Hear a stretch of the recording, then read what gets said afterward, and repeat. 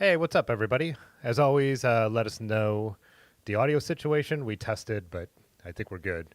Anyways, back with Party Size Cycling, aka Andrew. I dropped a link to his Hey. website in the chat. And tonight we are going to talk a little bit of like another hot take. So we always start with a particular one, but then we're going to broaden it into the general cycling movie topic as well. So, yeah. Anyways, how's everything been going? It's been good. My 10 miles a day is coming up on about to be 200 days this weekend, which is exciting. Yay. Big milestone. So still doing that. Watched a lot of movies about bikes over the last 2 weeks since we decided this was going to be our topic, which was always fun. Some of them I've watched for the first time. Some of them I've seen a dozen times, and it was good to just critically think about all of them. So I'm sure we'll get into it, but I love movies. I worked at a video store in high school, Oh. and this may come up, but I was undefeated at the store for 6 Degrees of Kevin Bacon for quite a while. It's not that hard. You know, it all comes back to like Sleepers, and then like once you can get to because like Sleepers got like Robert De Niro and shit. Now I'm blanking on a lot of people, but Kevin Bacon being in that, and it would always like if you could get it to like those, they would always. You had Sleepers tied back to Kevin Bacon. It's funny you mentioned this when we were chatting right before we went live, but what's been going on in the Tour de France, and that's the reason I didn't get through as many movies as I had hoped to. So I watched American Flyers, I watched Also, we just got back from vacation, so I had last week was a catch up week, on any emails and YouTube and chats and all that. But yeah, watching the tour in the morning, kind of like that's my TV time, and then I watch like the EF videos in the week at the evening, the Lantern Rouge recaps and all that stuff. So then Yeah. I was popping. So every movie I watched, I had to break up into pieces. So I was hoping to get a couple more in, but I still got, I think, the two that matter the most. So Yeah, I think the two that we're going to talk about the most. I got four in. Also, speaking of Lantern Rouge, I've been watching the tour as well, but then watching Lantern Rouge at night, and then like you think you knew what happened during that stage, and then you watch Lantern Rouge and realize I had no idea what was happening at that stage. He's always like three levels deeper than I'm thinking about what's going on and why people are doing things, and just like some of the more tactical mhm. plays and stuff like that. I'm like, I didn't even think about that, or like, oh, that's why they're doing that, and especially with Jonas, what he's been trying to do to Poggi, like pointing out that like I don't think they think Jonas can beat him, so they're trying to tire him out and like push and do other weird stuff to try to like. And I was like, oh yeah, that makes more sense because like it was like weird some of the choices they were making, Mhm. Visma in general. Um, so then like having him sort of like get my mind around that then made the next few stages a little bit more interesting to start paying attention to stuff like that. Yeah, the American, And not the American commentators, but the guys in the studio doing the recap of yesterday's stage really didn't understand because they knew like what Yumbo had been doing, but that's why yesterday really didn't make a lot of sense to have two guys up in the break if they weren't going to use yeah, them to get Jonas to him. And I tended to agree on that, and I did not catch Lantern Rouge yesterday because I think I went for a late bike ride. But yeah, so I'd be interested to go back and watch his breakdown and what his opinion I think was. it was a short one. Yeah, I think it was only 8 minutes yesterday. It wasn't as detailed as some of the other longer, like 45-minute ones they've done. Hmm. Cades has been okay. I feel like I've been watching some of those, but a lot of them are they're just not deep enough. And then like they're doing some like kind of like color commentary segments or like history segments, which is fine. But when you only have so much time, like I don't. That's not really what I want to get into. I really just want to get into like what's the nitty gritty of what's going on. What did I miss potentially that like Bob and Phil aren't talking about. And Mm-hmm. I just feel like I'm not necessarily getting that from Kate. It is cool that they got the footage this year, but I find myself not necessarily watching that every day, only if I have time. I But really miss the normally, Kate is. Ian yeah. Hewitt subscribed to the channel. I haven't watched Cade's breakdown. I subscribe to him and I follow his channel, but I haven't watched him. But this is where I really do miss like being able to watch the European coverage when I just use GCN Plus and a VPN for everything, because I feel they just even during the race I just felt like they were covering the tactics way more, and I do feel like the American coverage NBC they do feel like I just feel like they need to spend more time on making good television, which I've always said Americans are the best at, and they know they have a broader audience for this, and it's not necessarily a cycling audience, and that goes both ways. It could be really good, but also sometimes I feel like they have more time on Eurosport or what used to be Eurosport to just dive into stuff because they don't feel they need to explain every little thing as much. So I don't know. Okay. That was always my opinion, but I don't know. And I don't really watch it, so I have to take your word for it. I think you had recommended, but then same thing. I'm like, I don't have access to it. So, other than, I guess you get clips of it when you watch. I finally finished not a bike TV. Finished the Netflix thing, um, which was good. It was fun to watch. Relive some of the I liked how they didn't just do it stage by stage this year, how they broke it up and like there was just an episode for Cav or there was just an episode for Jasper or like half an episode for Jasper, like kind of blowing up and throwing a fit because apparently if when he's not like taking people out and cutting off people, he can't win a sprint. yeah, I was yeah, really curious. I'm actually kind of I don't like him, but I am bummed that he is not like he had to abandon. Which is such a harsh word, by the way. I was thinking about that today when they say abandon. abandon the tour. Not like crashed out; he abandoned the yeah, tour. Uh, I think the sprints have been definitely interesting, but I think without him, it's sort of like I wanted to see. Okay, after last year, could he come back and do something without the yellow cards and all the other nonsense around it? But I think that's frankly because I think at this point Toddy's going to run away with it. So I think that's going to be the only interesting the only interesting classification left to watch for, to be honest. I don't Yeah, know. every day will be a great race, and like teams that don't have wins are going to make it really interesting. The fact that Jasper's not there can make the green jersey competition more interesting. One thing when you said abandoned, that is a harsh word, but that's one thing I really like about cycling because you think of like João Almeida. Like he broke a rib and Mm, still raced the whole next day. But you know what I mean? And like, yeah, so I think that's part of cycling and what's so amazing about like, people think like, oh, roadies, who cares? Like people in the alt cycling scene or gravel scene. These are like the toughest guys in the world. I mean, like they like go over the handlebars, crash into six people, and get up and finish a stage, and then ride the rest injured for yeah. 14 more days. So Dude, when that guy from UNOX was like crying on the bike after the crash, and he still had 80 miles to go and still finished that stage, I was like, holy shit.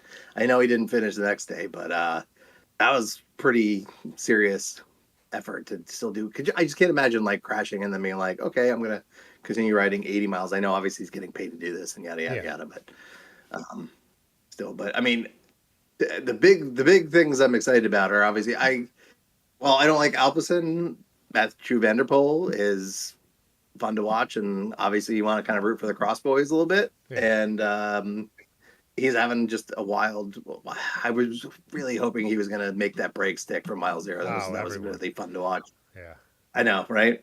But obviously EF is having arguably their best tour in quite a while. I yeah. mean, definitely like the darlings this year. I feel like, which is nice because It's good to obviously we get them don't like them. attention. But I've watched years where it feels like they're not even talking about them when they're up towards the front, and so Rigoberto ran podiumed in the tour years ago and stuff like that. So they had some decent years, but yeah, this has been pretty cool to watch, and I love getting them getting the coverage they deserve because they're always, I think, running good tactics for a low budget team to get what they can out of it. yeah, So and the thing from what actually, so one of the things that was I thought interesting about speaking of the Netflix show, right, is like Vaughters was like almost like doing gimmicks, I felt like, right? So they would like really load up and like have some crazy plan for a specific stage for like Alice or for something like when Rio Duran was like, right? So they would have like these like everything loading on these one days. And even the one that they showed last year, it was like stage 17. He's like, this is one of the 6 races that the chairman of EF watches, so don't fuck it up. Like, first of all, not a great way to motivate people. yeah, Somebody who manages people, I was like, dude, what are you doing? That's not how you do this. Um, but anyway, like, but so I feel like this year it's been more like they've been taking advantage of situations rather than like and we'll I guess we'll have to wait until next year to see maybe some of this was pre-planned, but like it seems more organic, like he's finding breaks and he's finding opportunities rather than they're doing gimmicky stuff to try to win a pre-planned stage. And I think that when you probably look at it is like most of the times when they show those days where like those smaller teams have these like crazy plans, they never work, right? So like feels like now he's taking advantage of things when he can, and it's awesome to see him. And I mean, going to the rest day with the yellow jersey, so cool. And I'm really excited. The biggest thing that I'm excited for coming up is I don't know if you took a look at stage 13, which is the mountain time trial. It's 10 oh kilometers, yes, yes. but it's like a really crazy climb. It's going to hit like 16 to 20% grade. I think that's going to be super interesting day to watch. Yeah, it's going to be I'm interesting really to see excited. going forward. And I'm a Pog fan anyways because we never thought like a GC Tour de France rider would ride spring classics again. And the fact that he goes out there Right. and tries to win dangerous races and he's the most Mhm. valuable guy in cycling, I think is so badass. So even if he runs away with it, I'm going to be rooting for him. But the one thing to remember is Jumbo now has the way stronger team and Jonas shines in the high mountains. So it could be Yep. more competitive than we're all thinking because they have not really been, well, they haven't been in the high mountains yet. So even that really No, I climby mean, there's been stage some is hilly still, stuff. yeah, yeah, even the last climby stage is still not Jonas's territory. So we'll see what happens. But either way, I think it's going to be a fun to watch every single day, even if the GC turns out to be a bust. So, yeah. Yeah, every day's been good so far. Every day's had something worth watching, which has been awesome. That's all you can really hope for. Yeah. People were complaining about the last sprint stage and then the crosswinds hit and it became exciting again. So, you never know. But Yep. should we jump into the topic at hand and how would you want to start Yeah. this? Because the text you sent me was just, I got one. Quicksilver is bullshit. Yeah.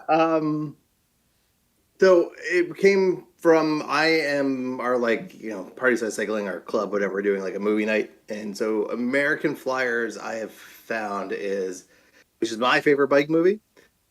Has not been seen by a lot of people. I feel like it kind of flies under the radar. It kind of like everybody knows Breaking Away, people because Premium Rush was recent, and then like there's a big contingent of people that like love Quicksilver because the messenger culture and stuff around it, right? But like you don't hear a lot of people talking about American Flyers, and I think, which I am hoping to objectively prove tonight, is categorically the best cycling movie. So whenever we're ready, I literally made a spreadsheet breaking down each movie with a rubric of 1 through 5 in about 8 different categories to prove once and for all that Quicksilver is bullshit and American Flyers is the best.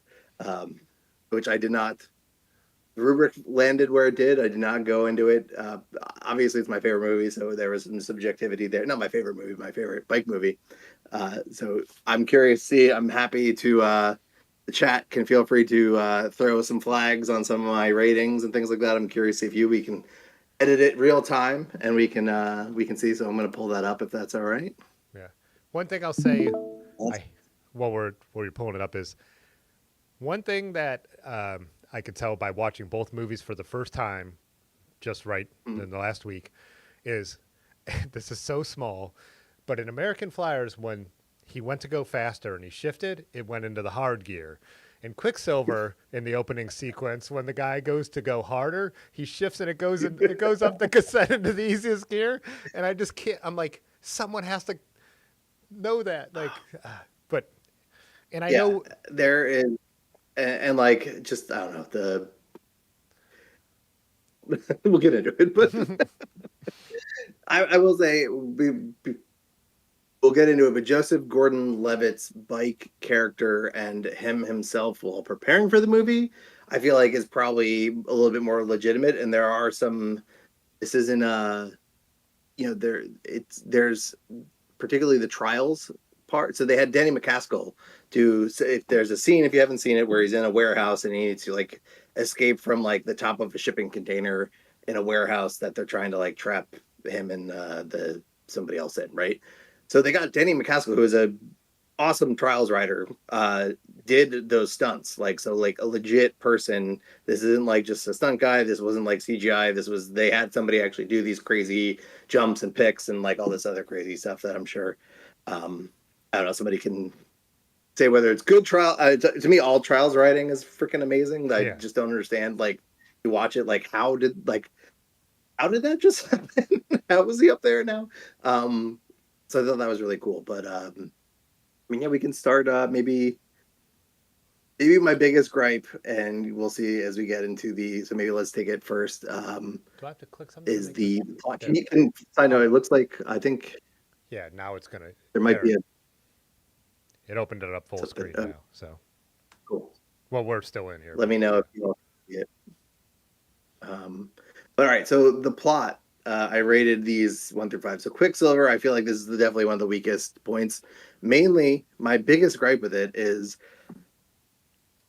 it's this bike movie that takes A, there's not that much bike riding in the movie, but B, it takes a half-hour break in like the whatever you call it, the second act to become a stock trading dramatization. Like, so all this momentum that you have with these characters and stuff just like becomes this like, what are we doing here? This has nothing to do with bikes, and this has nothing to do with like anything cool. This is like a bullshit like Wall Street drama now for the next like half hour, and it goes way longer than it needs to. Like that could have just been a quick montage, and I need to it jump in just on doesn't. This.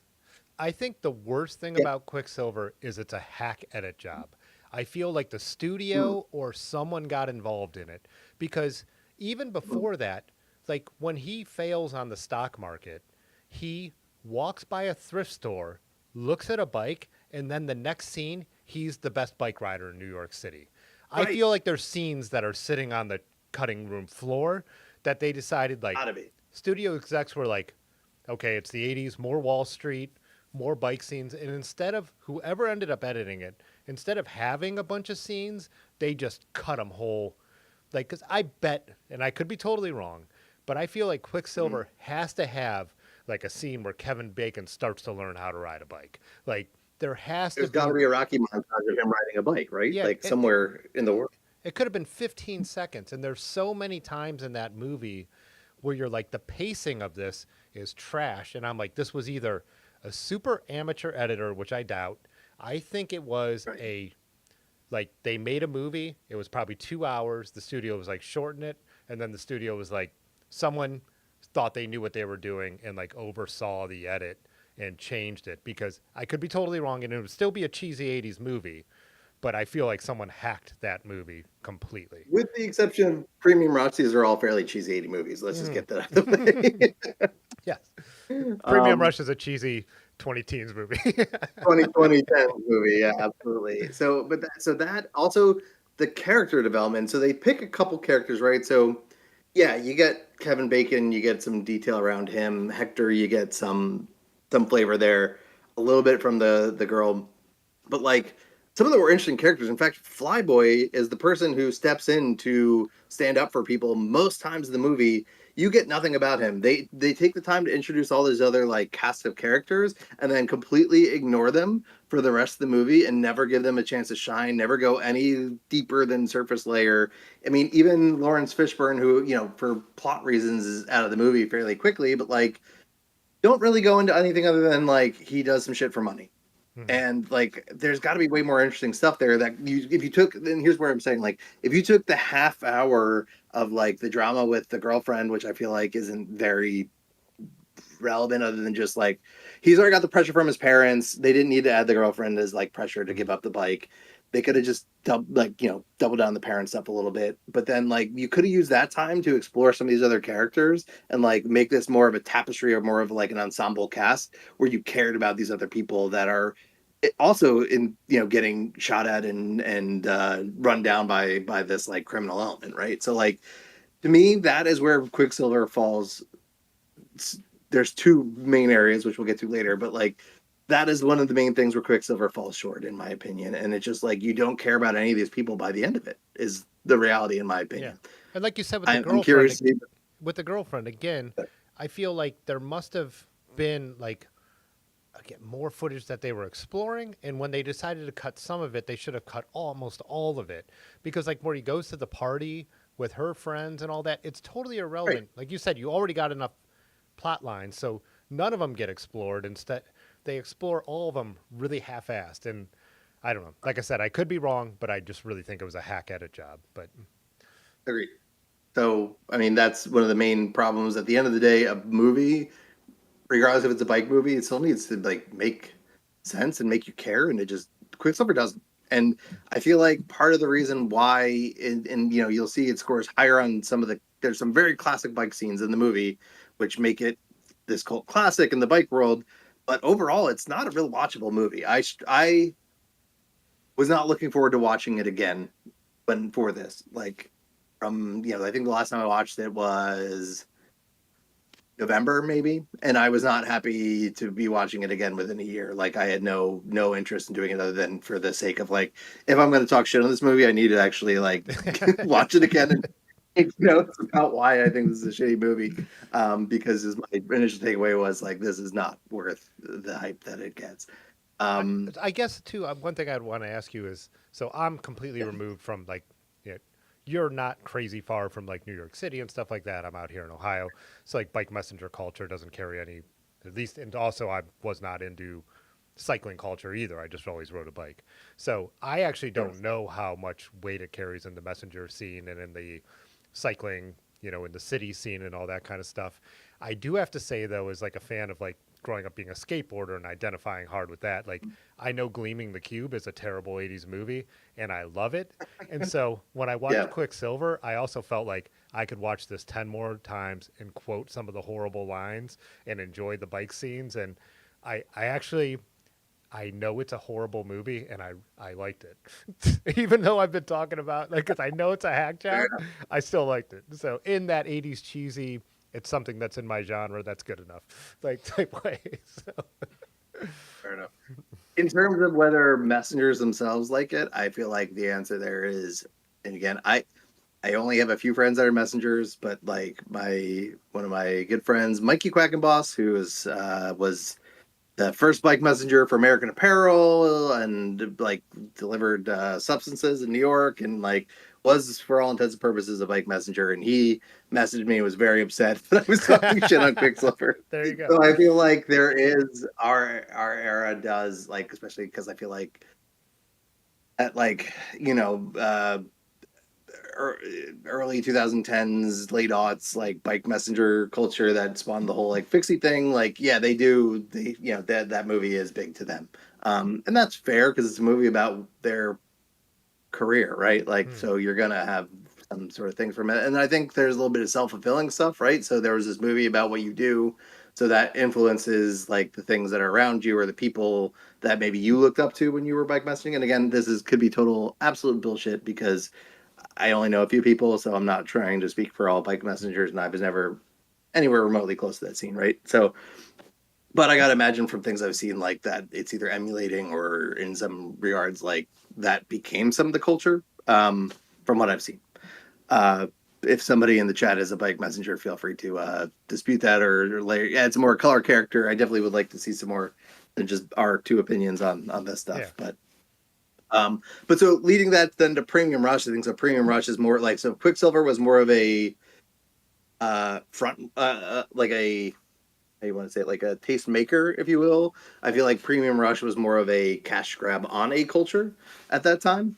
I was going to And I ask think about that too because I feel like even when the fixie and track bike culture made its way to Ohio, it was before Premium Rush. So I was curious on people's opinions. So I'm interested to hear you say that because that's how I felt. That Premium Rush didn't come out, then people got into track bikes. Track bikes had become popular because of movies like what I think MASH would have been out already and stuff like that. But other things were already going on. yeah, YouTube being watching bike messengers on yeah, YouTube, and then yeah. okay, Got that's some it. class stuff and Yeah. yeah. All right. I think that's 100%. So I think Premium Rush, in terms of plot, was I would say it was at least more entertaining, and at least like the pacing of the movie was good. Like it never really died down. It was like moved quickly between like action, a little bit of again. There was really not a lot of character development. They had the weird like cell phone conversations that they would have amongst each other, and there was a smaller cast of characters, which I feel like did that. And there was some scenes to like give you a bit more flavor of like why Michael or not Shannon Michael whatever the bad guy was the bad guy, right? I don't think you really got a lot of flavor for like why this guy in Quicksilver was very Zero. was yeah, right. You just like okay, he's When he into some killed sort someone, of you're like, oh, this is a guy who generic will kill someone. Like you're like, I had no idea this is a guy who would kill. Yeah, yeah, like we don't even technically know what they're delivering, right? And like I think that is you don't in most of Premium Rush, but then you find out, and then that becomes like an interesting part of the story, and you understand like the motivation of the characters. I feel like a little bit better than you do in Quicksilver, in my opinion. So I rated Premium Rush actually a little bit higher than Quicksilver for plot, even though it is cheesy and it is dumb. But I feel like it does actually explore the because it's shrinking the scope of the movie, so it's not this big sprawling thing that explodes in a million directions. It's a very singular like day in these people's lives, and does attempt to try to like help you understand the motivation behind the characters, which I feel like is a lot more than Quicksilver does. With that being said, there's a lot of problems with Premium Rush, but and we'll talk about Premium that when we get Rush to the bike scene rating. and Premium Rush also did like hire messengers. They had people in New York. They had like they were trying to at least make the bike stuff. I think you're going to get into this, right? You Yeah, said, but they were trying to make. yeah, we will. We can be near. That's fine. But Yeah. like Joseph Gordon-Levitt rode around New York City. There's a scene at the end where he like had smashed in the back of a cab and like ended up getting like stitches all down his arm because he was riding fixed around the thing. Like I said, they hired Danny McCaskill. The bike he's riding is an Affinity, which is like a Yeah. sick fixie brand. I don't know if you noticed, but like when he's truing his wheel like in the shop at one point before he goes out, it's a Velocity wheel. Hmm. We know how I feel about Chris King components, but Yeah. but right, like that's a real deal component brand. And if you look, there's a shot where he's got Chris King components on that bike. So that's what I'm saying. Like, I feel like they at least did make try to make the bikes shine a little bit more. With that being said, the one girl riding around like I know they're narrow for a reason, but like I was just in like the flat bars. I was like, what is this? Like, and then the guy, the roadie guy, being like carbon, da, da, da, da, fancy stuff. Like that was a little cheesy too, but. I feel like at least with Joseph Gordon-Levitt, they tried to like actually bring legitimate bike stuff into the movie and to get him engaged. Kevin Bacon, he talked to messengers, but he at no point was like out doing shit to try to get ready for that. As far as I could find, somebody else has read some article or found something, but there's a decent amount of stuff out there about Joseph Gordon-Levitt like actually trying to like attempt to experience this, to like understand it, whereas like Kevin Bacon just talked to the messengers like, this is kind of a cool job, and like that was as far as that's the only thing I could find about it. But so I think obviously, yeah, Jason from Infinity, he shared a studio with Terry B, and I know he still has one of the premium Rush bikes, and Terry showed it on his videos and stuff like that. So I just from like the behind the scenes of still not even seeing the movie all the way through, they at least, like, again, even though I do feel like we're saying it was a cash grab for that culture and then hoping it would blow up beyond that, at least they did their homework. I think it's, yeah. And actually, so supposedly they did not promote the movie at all when it came out because the initial reviews were poor. But actually, when it came out, it actually got decent reviews, and then they regretted supposedly not marketing it or not putting any money behind the marketing of it, which might have made it kind of stay in the shadows and not really get the wider release that it did. And then you just kind of have this like corny movie. But I mean, if you look at it just purely through a lens of like an action movie, it does its job, and I think it doesn't stay longer than it needs to. It comes, it goes, it has action, it hits the beats, it gets out of your way, and you're moving on with your day. Whereas I feel like Quicksilver drags on. Yeah. But I think the two actually good movies, in my opinion, are Breaking Away and American Flyers, obviously. So, both I would say are neck and neck. I think the only reason I rate American Flyers higher, A, because I love the movie, but also I feel like the stakes were a little bit higher on American Flyers, which made it feel like a little bit more exciting. And I feel like the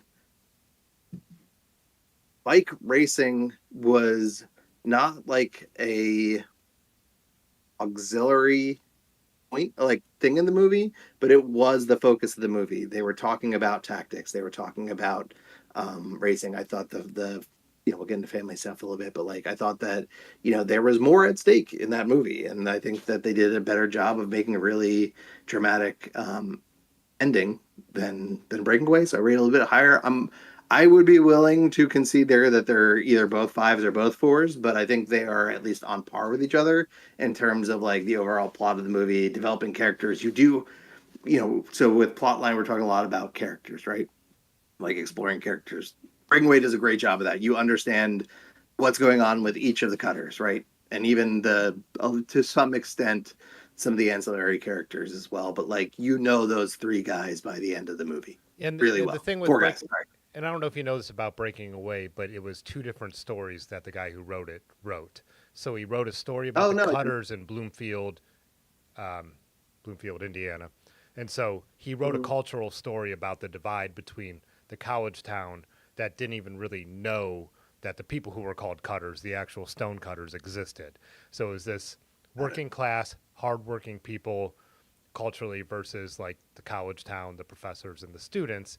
He had written a story about his best friend who rode in the little 500. The studio rejected both independently, said they were both good ideas, but they weren't quite what they wanted to make. And one of I can't remember if it was an exec, came back to the guy from Breaking Away who was like, marry these two concepts. It's about the same town. That makes sense. And that actually makes a lot of sense now in retrospect. Yeah.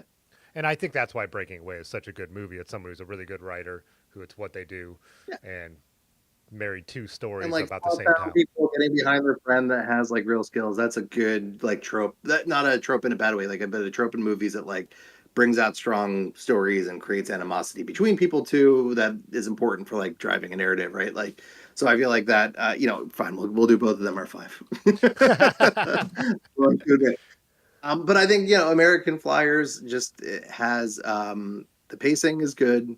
It does a good job. I mean, again, it does not stray. It has two things, right? It's about this family and about what's the history with this family, and it's about the like it's about bike. It is a movie about bike racing at the end of the day, right? Like it's not a movie about other things. It's a family that races bikes that has a bit of a history that they're exploring, and then bike racing is really pivotal to that. So I think American Flyer's plot is as good as Breaking Away in a different way. I think it's a little bit more singular in its focus, whereas Breaking Away explores a little bit more, to sometimes varying degrees of success.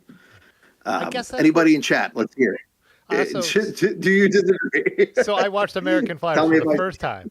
And so I don't disagree. I like the racing stuff and I like bike racing. So it all makes sense. And I love that they actually talk about breakaways and time bonuses.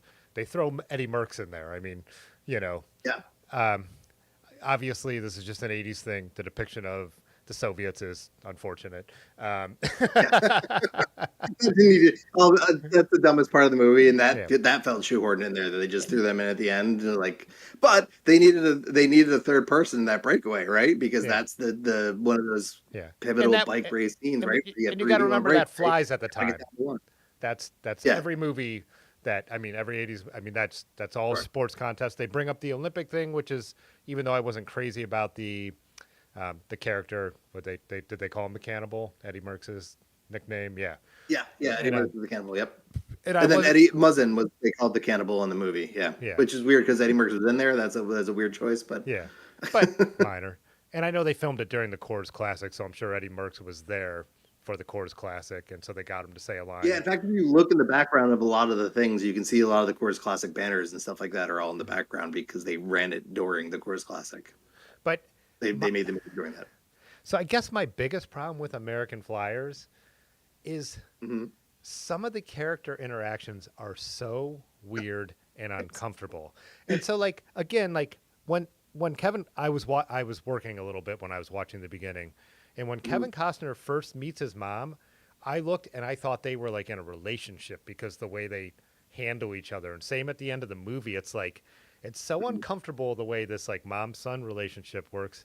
And then even with the brothers, if this was about like two adolescent brothers or two brothers that were in like even the age of like breaking away, it would make more sense. But this dude's a doctor, so I don't know how old that makes you after all that medical school. But like pantsing each other and shit is just so fucking weird. Like I'm like, this is a different time, and like the loose sex and the sex analogies, I guess, are more of that era. Yeah, I that was don't so know. cool. But like with his live-in girlfriend, when he's like tells his brother like, hey, you know, like you're gonna hear wild animal noises out of the bedroom.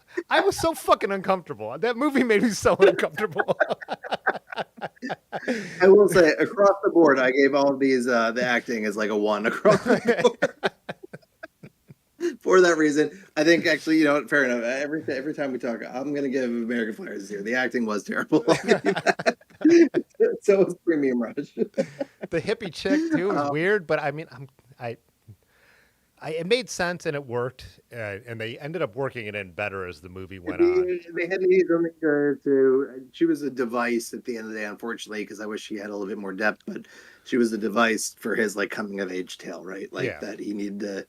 And but that's things, right? So like when we're talking about like setting up beef throughout the movie, they establish very early on that like this is a guy who his mom runs a modeling agency, so he has people trying to use him for his mom all the time. His brother's trying to set him up with people. Like he at several points like I want to meet somebody that isn't here for something else, right? That's here for me. And that was like the just unfortunately, like I wish that character had a little bit more depth. That was like a plot device to extend that narrative, right? So like I get it, you need somebody to do that. There's a good comment about what we're talking about. But when I first saw I know American only movie with 2 boobs. Yeah. I didn't know Kevin Costner was, and I thought his acting was so bad that they had gotten an actual bike racer for the movie. Yeah, the acting wasn't good. I mean, that was one of his first on-screen roles, though. Like that was very, very early in his he career. looked so That was young. Yeah.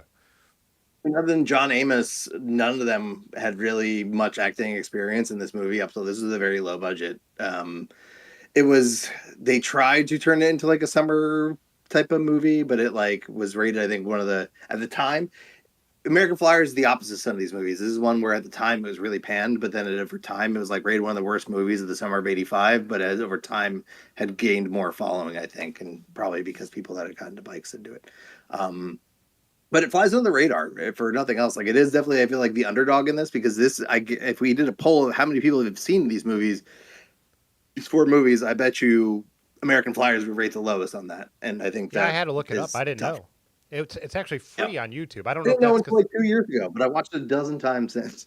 yeah, I had to pay. I was I had to pay for the other ones. American Flyers was free, so on YouTube. damn it, I already bought it after Yeah. Well, maybe that was I a saw the premium first time. benefit, but it was free to watch on YouTube, and I am a Oh, good. yeah. So the story there was what was it? I guess 2, 3 years ago, our big like fall ride kind of ended up being a bust because like it was a torrential downpour, so everybody that was supposed to ride it canceled. But like a couple people coming from out of town, so Miggy and Chris, Speed Metal Chris, people that ride with the New York people know him. He actually lives up in Kingston now. But anyway, so we we we were driving back and he was like, "Can we watch Three Ninjas?" I was like, "Yeah, we can watch Three Ninjas." So we got we watched Three Ninjas. Miggy got like he had brought this like tincture from I don't know some dispensary in Massachusetts, got way too high and passed out. And then it's like 2 o'clock in the morning, and Chris was like, "Have you ever seen American Flyers?" I was like, "No." He's like, "Oh, it's this cool '80s bike racing movie, like Kevin Costner and like a bunch of really funny stuff." I was like, I'm a night owl. I will stay up to 4 o'clock in the morning and watch this with you if you will. And so like we sat there, we found it at 2 o'clock in the morning, bought it, and watched it. I was like, this is the fucking best movie I've ever seen. So that was the story of it. Like, so I didn't know about it until he told me about it either. But like, he had an older brother that was into bike racing. I think it was like a movie that like was more popular in like road racing circles, and it just sort of like never really got beyond that, as far as I can tell. But um, anyway, let me see if I had any other notes, but I think that definitely covers the plot. Um, I did think that like I said, the premium rush. The reason why I rated it higher, though, at the end of it is there's a much more convincing reason why Shannon. Why do I keep saying that guy's name wrong?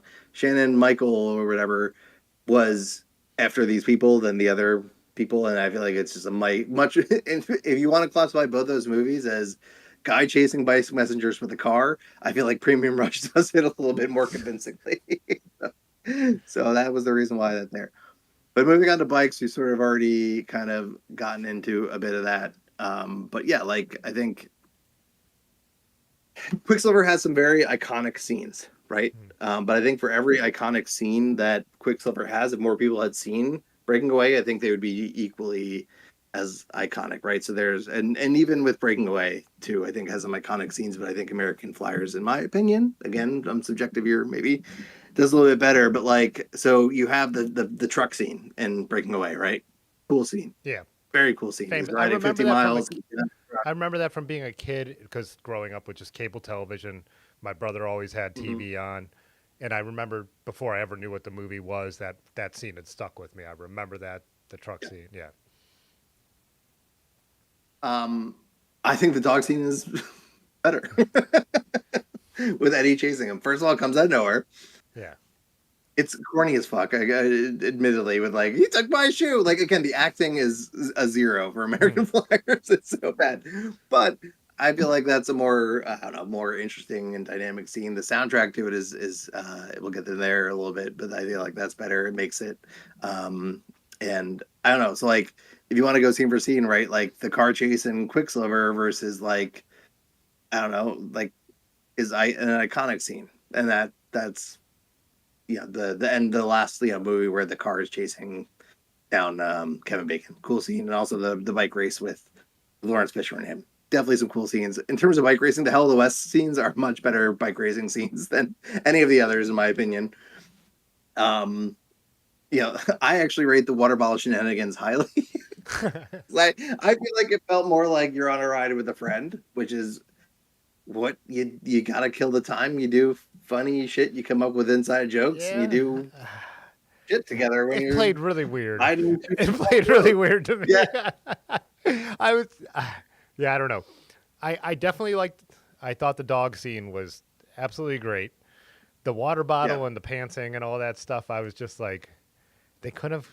I don't know. And again, I'm Ah, like we maybe it's just just the mentioned Tour de time. Pharmacy, which, sorry, side note, Tour de Yeah, Pharmacy should have been on this list, I but haven't seen oh that god, one. Yeah, damn. Oh, okay. Maybe we could do a whole other episode about Tour de Pharmacy. That is a fucking great movie. Not really a movie; it's like a 1 hour like HBO yeah, spoof. But goddamn, is it good? Um, Also some just cool like facts, bike stuff, cool bike nerd stuff.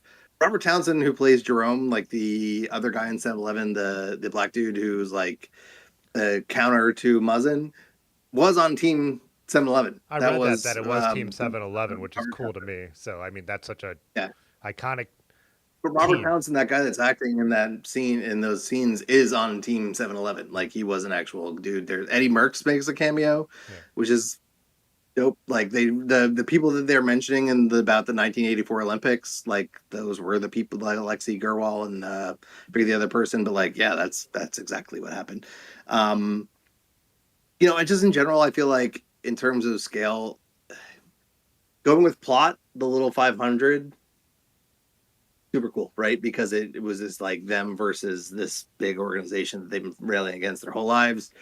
Very cool. But in terms of just pure bike racing, like not super dynamic hmm. bike racing going on there.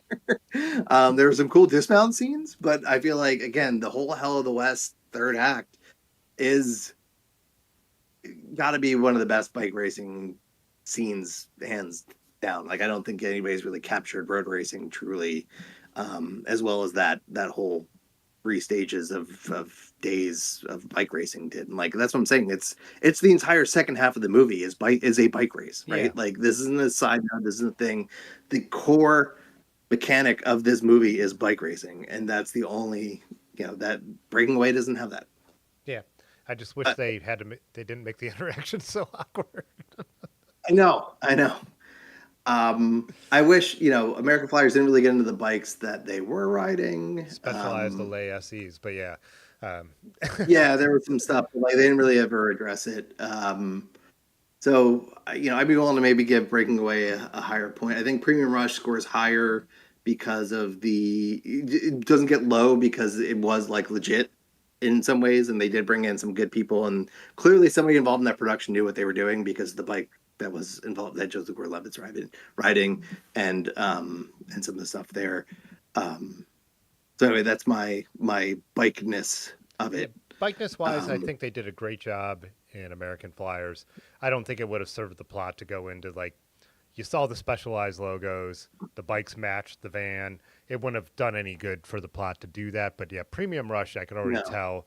And like I said, looking into some of the background and just knowing some of the people involved with the bike stuff and the bike messengers, they definitely did their homework. And so they did try to do a service to the bike messengers of New York by like being accurate. yeah, I think it attempted to at least they wanted to. Yeah. Whether they did or not, up for Yeah. debate. But Yeah. um, soundtrack wise, actually, so here's where I think Premium Rush actually really shines. The opening scene with Bob O'Reilly, I thought was pretty effective. I don't know if you're into Sleigh Bells. Sleigh Bells at that time was like the biggest, coolest indie band in the world. It Mm. was like the dude from Poison the Well and this other girl that made this like insane, over the top, beat driven guitar pop music that was just like I at the time where this movie came out, Sleigh Bells was like, did not leave my car CD player. And they're in the goddamn movie. Like when they're at the bar or somebody's at the bar, like Sleigh Bells is playing it, like Mm. literally them is playing on stage in the background at like a dirty bar in Brooklyn or in Manhattan somewhere. Like that was fucking cool.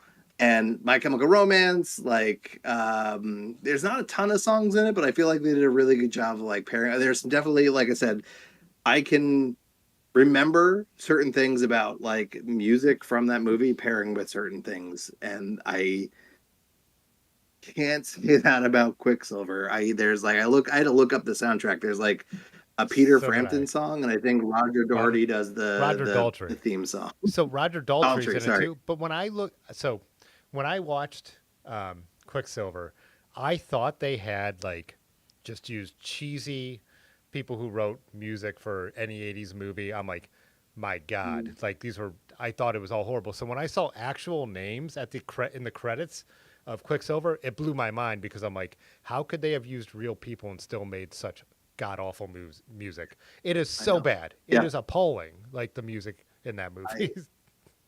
it's an afterthought. I mean, I gave it 2 points because it had a couple decent people in it, but that's about decent. I'm giving like people that I've heard of. Yeah, and I um, mean, I like early Who. I'm not a huge like '70s or like solo Roger I Daltrey fan, agree. Yeah, but I assume if you Dude, get Daltrey, you're gonna write him a good song. Like you know, like, come on. I know, right? And because Daltrey was not the songwriter, right? That's yeah, yeah, the whole crux of the Who.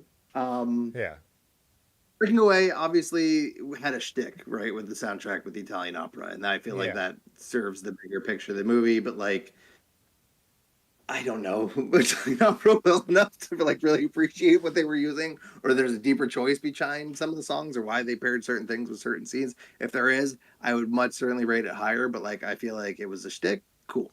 Um, American Flyers has some goddamn bangers. I'm trying to think because I I listened to the Hell of the West theme just on bike rides all the time. It is a great like John Tesh level sports soundtrack. And then in terms of the pop culture songs, right? You got Chris Isaac, you had ZZ Top, you had there was a Credence, the Badminton yeah, Rising was yeah. in it, and the theme song, the American Flyers theme song. By the way, so they had two people, Glenn Shorrock, I think, and then the other guy, Lee. I think I wrote it down. But anyway, like they were like 80s soundtrack people. Like they were not well known, but they all had a lot of like those types of like we do 80s theme songs in their IMDb credits. Um and we're like pretty well accomplished there. But yeah, I mean, I walk around the house after watching American Flyers singing the American Flyers theme song. I don't do that with many of the other movies, so I rated that pretty highly. Let me see if I made any other notes. But Lee Ritenour was the other guy who does a lot of soundtrack stuff in the '80s and did I think the he did the Hell of the West stuff. Glenn Shorrock was the guy that did the American Flyers soundtrack, which makes the song itself makes no sense. It's gibberish, but it just like nails that '80s sports movie vibe like you would like nobody's business in my opinion. Um, yeah, Breaking Away, just novelty Italian operas. I don't like Italian opera, so to me. Yeah, it Again, serves the movie. It serves the it movie and the serves the movie, character. which is Yeah, why I rated it higher. Yeah, yeah, and then Quicksilver. But I honestly, Premium Rush, I feel like having some bangers and tying some American Flyers is this too, but Premium Rush ties sequences to songs, which I think was better than any of the others in that I can distinctly like put things together with that. Um, anyway, happy to. We haven't really. I don't know. I haven't been able to follow the comments because I've been doing a no. lot of talking. Am I missing any dissenting opinions here? Anybody? The cowboy hat is absolutely Sprints of the cowboy hat. Classic. Yeah. And then Kevin Costner's wearing the cowboy hat at the end after when he's dying. Sorry to spoil the movie. Yeah. When he's dying, that was a Dying, man. that's not how aneurysms And work. the only cycling movie with aneurysms in it. Barry A aneurysm. family history of aneurysms, like it's happening, like that was a weakness of the movie for sure. It didn't need that. Couldn't he have just got in a wreck and been hurt? Like, I think it led to more of like the family was the secondary plot, and I feel like they needed to do something. So I feel like that was more a device than anything. But yeah. yeah, I don't know. In terms of diversity, this is where Breaking Away certainly fails. Oh yeah, I mean, I don't think there's a black person in the movie or any a person of color. Correct me if I'm wrong. Um, I think Quicksilver did a decent job. I think Hector was a little maybe not like being like the Hispanic mob is gonna break his legs or something like that. Like, yeah. Didn't but I felt like there was a pretty broad array of characters, which would probably be what you would see in a city like I watched it this time specifically looking. Do they ever actually mention San Francisco? I mean, obviously with the hills, it's implied to be San Francisco, I didn't know but I never think they actually address I didn't know it till the hills hit. I had no idea it. until they Okay. hit the. I'm like, wait, this isn't New York City. That was when And they I believe started. that's where the Nasdaq stock market is, which would imply like why he's in it. Because I was like, if he's at a stock trading floor, why isn't this in New York? But I Yeah, think because Nasdaq is traded in San Francisco, so that all makes sense. But they never actually address the fact that it's San that's a Francisco. But problem, and it was they did a good weird. job of like Yeah, it should have given they like couldn't get the rights to use the name San Francisco. I don't know. or shown like a yeah, or just shown like a more establishing shot with the Transamerica building or whatever. Like that was really weird that they didn't. And until they hit the hills and the Lawrence Fishburne scene, I had no idea they were in San Francisco. And it then Yeah, also it's a big and then plot. never address the hills in San Francisco again. Like we're talking about that cutting room floor stuff. There should be videos of Kevin Bacon climbing San Francisco hills on a fixed gear bike. Like that would have been made made the bike stuff a 7 out of 5, right? Like that would have been epic if they had done some stuff like that. Even like the idea of having the bad guy ride off the divided highway made sense, but only if they had established way more that they were in San Francisco to begin with, because no other city really has that kind of architecture, and there is a place in that movie, but they ignore it for except when they need to And are use it. never climbing a hill. Yeah, They go he down some does, hills. he And no point is when does he climb a hill? he climbs a hill in the sequence of the race. Okay. Lawrence Fishburne is what some people, his close friends, call him, but is hanging onto a truck, and Kevin Bacon is struggling to get the fixie up the hill. So they do, but again, it comes. That's true. That's true. Okay. Yep. You're right. You're right. Okay. I feel like it should have been more in a movie about riding fixed gear in San Francisco. That should have been a bigger part of the plot. Yes, San Francisco. There should have been establishing shots at the beginning of the movie because they use it as a character in the movie, but just like everything else, when they want to, and out of nowhere. So And again, this is where Quicksilver fails, and why I feel like across the board, like yeah, maybe it's got iconic moments, but as a movie as a whole, it just falls flat. yeah, Um, Pee-wee's Big Adventure. Side note: I saw this movie. Put that up. It's not. It's not a bike movie. It's a movie where the bike is this impetus for the plot, but I like you're being silly. yeah. Every scene where Pee Wee's riding his bike is a green screen joke. It's awesome. Right. I There needs love to be it. at least 30% bike riding in a movie for it to be on this list. And again, Maybe. I was talking. People always want to say E.T. Every '80s movie, kids rode bikes.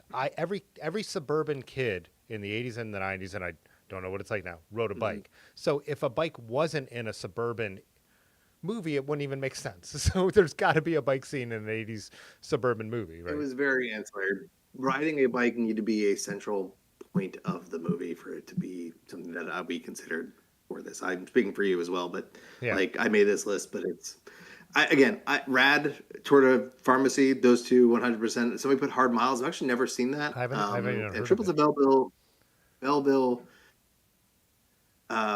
I also don't, and I know there are some Japanese anime stuff that feature track bikes and things like that. Maybe we'll do a part 2 Yeah, Triples of of Bellevue this, has and go always through been some of that. so But I would need to. yeah, always so highly recommended to me. Erin has a copy sitting on her coffee table for the last 6 years that we're going to watch one night, and we haven't. But people who don't even ride bikes, like that's one that like crosses over, and I think that, but I haven't seen it, and I need to see it because it's supposed to be a great movie with bikes in the back, like as part of the plot. But I have not seen it, so. Should we do a cheesy YouTube thing if the video gets so many likes that we'll do a part 2 with other bike movies, or we'll? I think we I don't know what a good number for you. we should wait till the tour is over, so there's a little more time, and then we should pick another list of like five, like five that are coming up a lot, and then watch those and do the same exact thing for sure. 100%. So again, because the live chat will go away after this. If you want to Yeah. see us watch other bike movies, put it in the like actual YouTube video chat. And I don't need much push to watch a bunch of bike movies, so I'm 100% down to do a part 2 where we can go into that. But again, I think a threshold has to be there. Like at least 30% of the movie needs to be riding bikes for it to be considered in this list. And like I love Pee Wee. Actually, the Pee Wee documentary thing was freaking great. Loved watching that 4-part series or whatever it was that was on HBO recently. If you haven't seen it, it was great. But it's not a bike movie in my opinion. And Dave just brought up Um, by doing a section on like maybe documentaries makes sense too. I mean, some people don't consider it a documentary, but I love A Sunday in Hell. I love some of the vintage stuff like the water bottle carriers about the Giro back in the day. There's Slaying the Badger is a great movie that ESPN made for their series about Le Mans versus Bernardino that I love. And when I first moved here, I had broken up with a girlfriend, lived alone. I actually finally bought a TV so I could watch bike racing while I worked and not waste one of my monitors on it. And then I went through a period where I just watched every bike movie I could, and now some are kind of fading from memory. But I watched a number of different documentaries over the years, some more obscure, some more popular. I remember watching one about a cyclist when World War II hit. Since he couldn't ride, he like started, I think, carrying notes for the Italian resistance or something like that. So some of those that'd be good to circle back on with people have suggestions for them. So I'm actually very not versed in a lot of cycling documentaries for whatever reason, just because I feel like I watch too much YouTube that fills that void yeah, nowadays. So I haven't gone and sought it out a lot elsewhere, but I would be 100% down to do that. Um, I mean, some of the bio, right? The Greg LeMond one that's on, I think, Hulu, I want to say, the racer. Watched that recently. That was there lot more going on there than just I knew the stuff with Finian, but I didn't really understand all the stuff that had led up to it, I think, as much. So that was like a cool, I think, good, really well span of that. The Lance miniseries was entertaining. I fucking hate Lance. But anyway, coolness of the family in the movie. A lot of these, other than Premium Rush, which really didn't have, there was a little bit because there's the one, if you haven't seen it, the one some spoiling some stuff, but we should have put a spoiler thing at the beginning of this. Like, if you haven't seen these movies, I'm going to spoil the shit out of them for yeah. you. But there's a sister involved, I think, in the one, or it's a family member. Actually no, I don't even think so. I think I'm misremembering that because I think the ticket was going to an orphanage or something like that, not a sister. Anyway, there's really no family to speak of. In Quicksilver, the that's kind of a bitch. Let's be Yeah. honest. um, like if I have a 9-year-old, if he lost my life savings, I think we'd have a bit more of a discussion than like we can take a punch and then cry in secret. Like, Yeah. And again, it suffers from the same thing that everything in Quicksilver does. I just feel like it's a horrible edit, and they might have again, worked on that, and they how do we get to the point where he has their life savings invested in this weird stock market thing, which especially the early the first stock market montage thing, like not really explained what the hell's going on other than he was apparently a hotshot and then lost a bunch of money.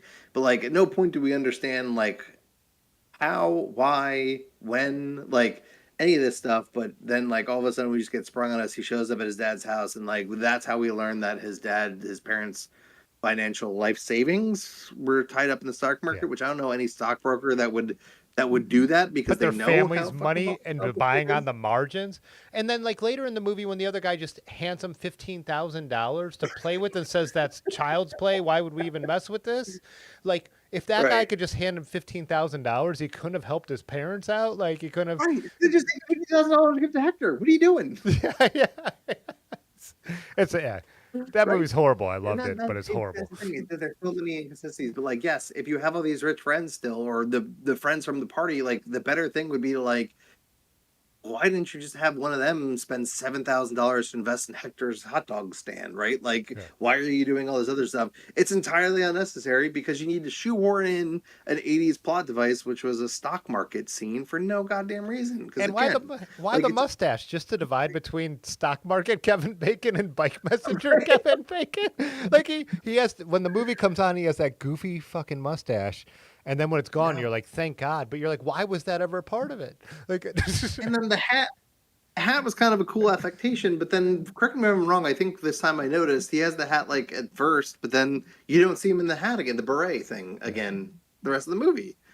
So again, they just cannot follow through on any sort of like depth of character in this goddamn movie. Quicksilver is bullshit. yeah, yeah. I still liked it though.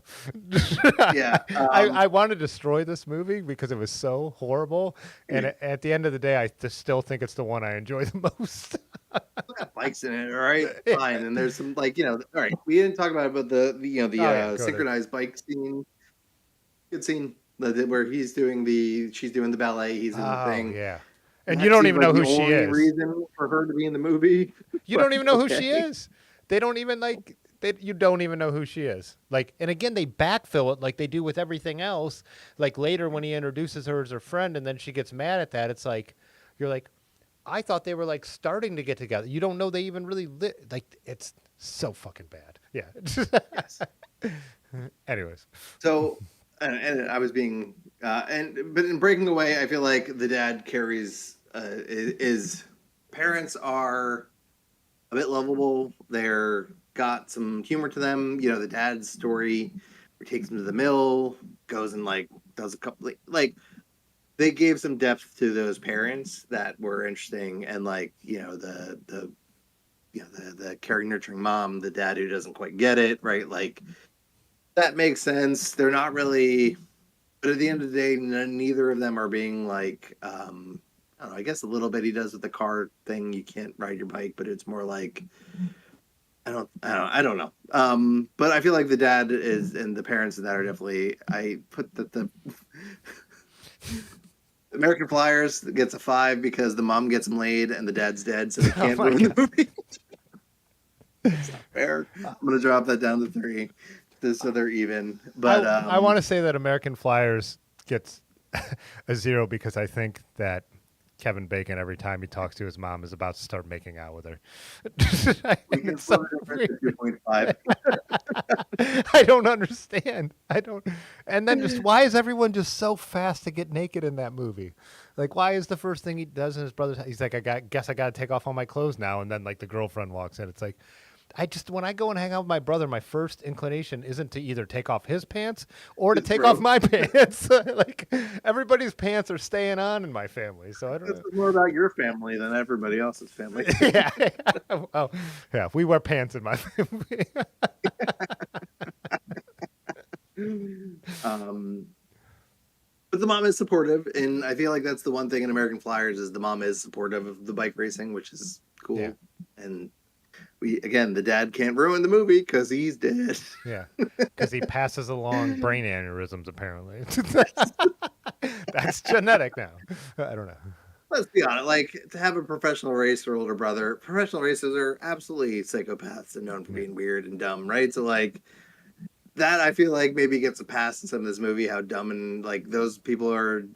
If you've ever watched most of these interviews with these guys, they're human nightmares, right? Like Yeah. yeah, They're one track mind for the people. course. Yeah, they are freaks at But one thing. Yeah, Kevin, there are the scenes where that are like endearing with like them talking about the like could have been, should have been type of stuff. Like there's some good family moments. I feel like in that redeem some of the more awkward, dumb moments that make it. Maybe that's me being subjective because I love the movie, but it's I do wonder if there's a time. Like, I do wonder if there's just a era thing that's going on too. Like, because you said it came out in '85. Like, I'm 7 years old. yeah. And So part of it was like this was not known actors. This was not like a big director. This was not. This was a pretty, somehow they got, I don't know how they got, I'm really curious to see how they got access to film at the Coors Classic. First of yeah, all, I think that's the most amazing part of this movie. I think that's probably what they blew the budget on was getting everybody out to Denver and and getting the rights to like to film there that they didn't have enough budget for things like filming other than like weird like montages of them pantsing each other. and some nice some. Okay, but hold on. Okay, so let's say they weren't doing that. What's the alternative when they're out on a training ride? They're just like sitting So you there, can't see a different alternative hiding in in the a world to baseline pantsing each together, other. drafting off each other. So I'm just saying, you can't see an alternative where pantsing isn't the option. Like that's the only, that's the like showing the guy's butt for the third time in the movie was the only option. Like, Look, they had a couple assets that they had to work with. yeah, And some of them were nice boobs. I mean, you had somebody from Baywatch in there, yeah, or, yeah, I wasn't mad at. you're gonna show boobs. I guess they were pleasing everyone because I wasn't mad about like the shirt change scene. There was no need for that either. But I, Yeah. it also showed rated PG-13 on YouTube, And do they not Yeah. update ratings because that would not fly as PG-13 anymore? No, I think that would be radar day. Although there are some other, I feel like movies from that era that are PG-13 that have like brief nudity Hmm. type of things. I think that was a little bit more acceptable for some reason, which seems weird. But yeah, that, that is what it is. I realized I was like, oh, that's PG-13. Then I watched it just this time. I remember like, oh yeah, there's a couple. And the part about discussing oral sex versus whatever, which Yeah, is dumb, that but part too could have been just whatever. like that. Could have been such a funnier like family story. And again, I'm like, you just had to go for the weird. Why'd you have to go for the weird? Like, I mean, but that's they're consistent. Unlike Quicksilver, they are consistent in establishing that it's a weird ass family. yeah, And kudos for stick again. American Flyers from all these movies is the most singular purpose movie, right? They have a thing and they're sticking with it, and maybe it's some questionable choices, but they stick with it through the movie. yeah. I'm just amazed that you're bringing up other things that made me feel uncomfortable about American Flyers that I forgot. I maybe even repressed. People keep talking about Kevin Costner's mustache. Absolutely. I mean that thing deserved an Oscar. Someone earlier said that it should have been nominated for Best Supporting Actor. Yeah. Humor, I remember a couple times laughing at Quicksilver, but I can't remember what at. There must have just been some chaps. I think Hector. Hector, I think, was a funny character and delivered some funny lines and had some quick one-offs. I think, honestly, Hector might be my favorite part of Quicksilver. I feel Yeah, like, and I am saying, I hope his name is Hector. I recall that's what yeah. it is. But I, again, watched a lot of movies in a short amount of time. So I think he carried that. I think the dad carries it in Breaking Away. That is driving most of the humor. And Daniel Stern, I forgot. I keep forgetting Daniel Stern's character in that movie Yeah. is fairly funny, which makes sense. It's so weird Most that it's a Quaid. It's the other guy. You're right about Hector is like the comic foil that is like showing up in the tux. That was like one genuinely like funny Yeah. part of the movie. Um, Beyond that, most of the funny parts in Quicksilver would be parts that they thought were not supposed to be funny, which I feel like if I watched it a number of times, I would be quoting lines that were so stupid that I find them funny, just like I do with Gleaming the Cube. So it's only Fair funny enough. it's funny in a way that they didn't intend it, which does not count for a spreadsheet where you're trying to rate a movie for being good. Um, Premium Rush, I thought the funny was the gag with the bike cop. I thought was funny and good and like realistic, like bike cop, bike messenger beef, like kind of funny. And they rag on cops, great. And like just the yeah, just kept showing up like as this recurring thing. I know that I think you said you hadn't seen it, but there's a recurring scene with like a bike cop tries to give him a ticket and chase him. So if it wasn't Michael Shannon chasing him in a car. It was a bike cop chasing him, I watched trying the to give door. him a ticket. I did watch the scene where he gets doored and everything. It was pretty funny, and it was like definitely The bike cop keeps getting beat up, and then keeps coming back for more and keeps chasing him. So yeah. it's And they put him on funny. And, they put him on a cop mountain bike. It was perfect. Like they knew what they were yeah, doing. yeah, Yeah. totally the right thing to do there. And then the bad guy was just so bad, like he was cackling all the time and like delivering a really bad line that it was like one of those sort of things where I went back and forth on like, do they know that this is so bad it's funny and that's the point, or is it? Do they not realize how bad this is? But it was like, how bad is? I don't know if it's acting or just delivery was just this like affectation he had where he would cackle in this weird way, and like weird points like I'm chasing a bike. Yeah, I Like know. Yeah, they had. Why do you have to so say like that? Because you could. It's a movie. It's not a radio show. We know he's chasing a bike. we've been watching you chasing a bike for 3 minutes at this point. Yeah. Why did was that what you needed to cut to? Yeah. I don't understand, but like unintentionally funny, and then in a bad way, I found American Flyers funny. First of all, also the Randolph character, the younger Sarah's younger brother, who was Oh. like, I want to be a bowler. Yeah. Yeah. There's no black bowlers, Dad. Like I thought his character. So that was one of the funny things we were doing because we had just listened to this band Peeling Flesh all weekend that will like put a funny sample in and then like go into like slam death metal. So like the first time I watched the movie with Chris, every time Randolph would say something, then immediately we'd just be like, they all seem like good slam metal, like weird samples. So I think I still, again, I've seen that movie a dozen times and I still laugh at part of it. Again, whether it's corny, whether it's dumb, I do legitimately laugh at it. So for me, it's again, I will say humor here is obviously going to be the most subjective category. But I laugh the most times in that. that was intentional humor, and it was Yeah. intended to be like comic relief in the movie, and and it was the only attempt at comedy that was not made me feel like a little weird inside. It was actually so I'll give him Do you not definitely like give. Curb Your Enthusiasm? Do you not like In-Betweeners? Do you not like that sort of like awkward comedy? Like, There's times where I feel like I can't even watch like Larry David stuff because I'm like okay, it's too real and I get too awkward. But it's like because I also maybe feel like that's it's where my life. we're like Yeah, not we're crossing wires, not on the same page here. Because for me, the awkwardness is what leads to the humor. That yeah, it's so awkward that you have no other option but to laugh, and that's if nothing else, I'm laughing literally out loud. I will say also, we didn't talk about this. I watch a lot of like movies and shows and stuff like that on the trainer, doing the 10 miles a day, especially through the winter. Like I need fodder to keep me going on the trainer. I have Zwift, but like that's only does so much. yeah. So I have watched a lot of these movies while biking, and I will say, we didn't bring this thing, but like I'm getting an extra 30 watts out of the second half of American Flyers watching the Hell of the West when they're climbing, when he's climbing and doing weird stuff. So apparently somebody pointed out in a weird a blog I found that they actually messed up the general classification rankings in American Flyers. Really? So they call out at the end of the first stage, he's 2 minutes, 11 seconds back. He makes up 2 minutes, but then comes in third.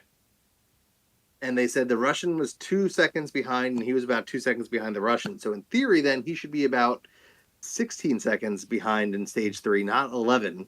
So being that Muzzin crossed the line 11 seconds, Muzzin actually should be the GC winner of that stage race. So Sure. somebody made a little bit of a snafu and Oh, didn't calculate yeah. the second stage actual things. They just calculate the time bonuses. So a little fun factoid there. Yeah. Huh. Yeah, I did not catch that one at all. I didn't either until I watched. Like I said, I've watched that movie a dozen times in the last 2 years. I'd never thought about it either until I read that. My 100% absolute biggest problem with Quicksilver at the end of the movie, the crux of the movie, the payoff at the end. Nobody rides bikes anymore. Yeah, everyone gets out of bikes. After it's the most Yes, important thing in the world, it's Kevin right. Bacon's freedom. After he's gone to war with his parents and his girlfriend and thrown away so much stuff, then he just gives it up. It's not even clear whether he's still doing the stock market stuff. They don't address any of it at the end. The only thing we know for sure is that Hector is still running a hot dog stand. Yeah, and they go into that slow freeze frame ending with that part too. But anyways, that's besides the point. So I gave every other movie other than Quicksilver a 5 for that. At the end of every other movie, they are still riding bikes. Anyway, Well, except Kevin Costner because he's going to be dead, right? because Kevin Costner's dead. Yes, Yeah, Kevin. in theory, Because I presumed don't. dead. They don't totally address that, but Kevin Costner is supposed to be dead, right? He's dying. Like, I mean, he's not supposed to be dead, but he is Correct. going to be He's dead. having a slow aneurysm or whatever it is, which is aneurysms typically aren't slow, so I didn't Google Barry aneurysm to see if it's some other weird thing. But again, Yeah, I don't know. One of my closest friends' mom died of an aneurysm, and I mean, it was instant. I think that's how it goes. Like, yes, and you don't. you're a friend in high school that did too, and it's instant. Yeah, so it's I don't understand that, but I'll give them the benefit of the doubt. They didn't call it an aneurysm; they called it a Barry aneurysm, so maybe it's Yeah, different. I don't know. yeah. We're not medical experts. We just play them on YouTube. Correct. We're not reading the medical accuracy of any of these movies. Yeah. Even during this, I admittedly, American Flyers was probably at a 35 when we started this live stream. I've been realizing there may have been some subjective ratings in there, and I've been reducing them. But as you can see here at the end of the day, Quicksilver is still last place with 15, breaking away in second with 25, Premium Rush 23, American Flyers 29.5. I will maintain that objectively now because I've self-checked myself. American Flyers is the best bike movie of these four. Let's take it to the polls, Tim. Yeah.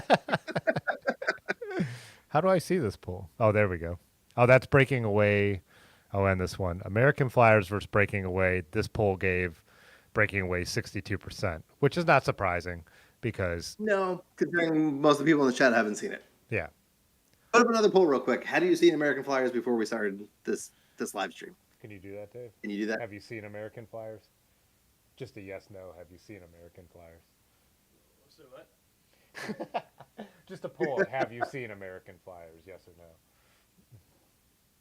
I guarantee you it's probably 38% no. or 61% no.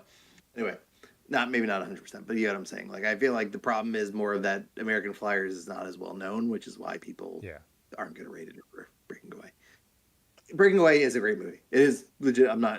This was not intended to be American Flyers versus Breaking Away. I think I realized like that's quick. It would be a I don't know, David Goliath. Quicksilver is such a bad movie. Like, yeah. It would be a very quick podcast. So I think that it was more interesting to do all four. But just